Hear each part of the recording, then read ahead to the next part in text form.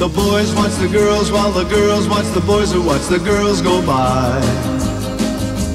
Eye to eye, they solemnly convene to make the scene, which is the name of the game. Watch a guy or watch a dame on any street in town. Sempre a Taormina la prima sera con Roberto Gervaso. Ammirate l'eleganza, guardate la pochette, guardate il papillon. Tutto è fatto per narcisismo, per esibizionismo, perché io ho deciso di farmi notare. Perché alla mia età uno si fa notare per tutti gli acciacchi e io le carte in regola, ma voglio anche farmi notare per la mia foggia, che è quantomeno stravagante e bizzarra, che rispecchia del resto la mia natura, poco affidabile. Beh, infatti, noi che ci conosciamo appunto da un percorso piuttosto longevo. Io ti portavo a scuola delle Orsolini, no.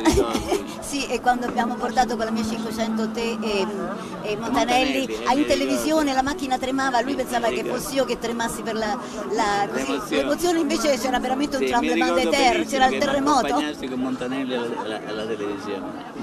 Sì, per me. Voglio parlare però di un'altra cosa, Roberto Gervaso e le donne, Tomber de Femme.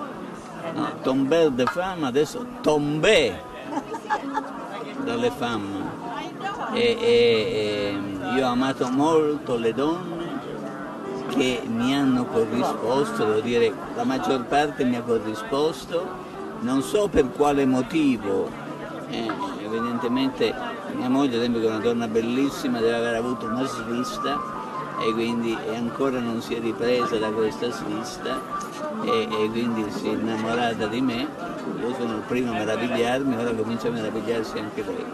Io ho amato molto le donne e ho amato soprattutto le donne facili, le donne che non si facessero pregare, perché le donne che si fanno pregare sono molto più fastidiose di quelle che non si fanno pregare, perché è inutile perdere il tempo quando ci aspetta lo champagne con le due flûte per brindare a Venere. Donne, voi donne, che Oscar Wilde, che non amava molto le donne, definì sfingi senza segreti e che io definisco diavoli senza i quali la vita sarebbe un inferno, ma non è un paradiso con voi. Chi è la donna? Un giorno Sacha Guitry, che era un attore, commediografo, un uomo spiritosissimo, di grande talento, a cavallo fra l'8 e il 900, compie 70 anni.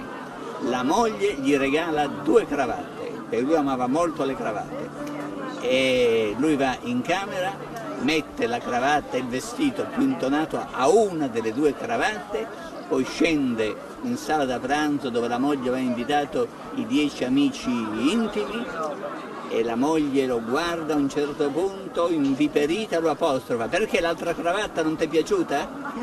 Questo siete voi, questo siete voi. E voi dite, però le donne, noi donne siamo più sincere, voi non siete, a parte che le donne sono complici fra di loro, non sono mai amiche le donne. Soprattutto se c'è di mezzo un uomo, siete più spregiudicate di noi, siete più lussuriose di noi e vi parla uno che è stato molto lussurioso. E allora che dire? Viva le donne Viva le donne e viva anche la fine di ogni rapporto con le donne. Io non credo, io sono un laico, però la provvidenza mi ha fatto un grande dono.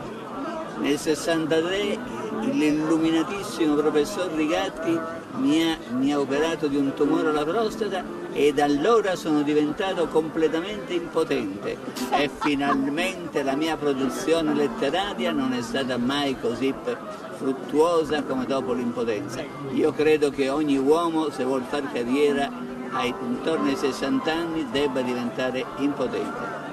Mille grazie Roberto, e questo è un manuale da tenere presente. Grazie ancora. Grazie tante, grazie tante.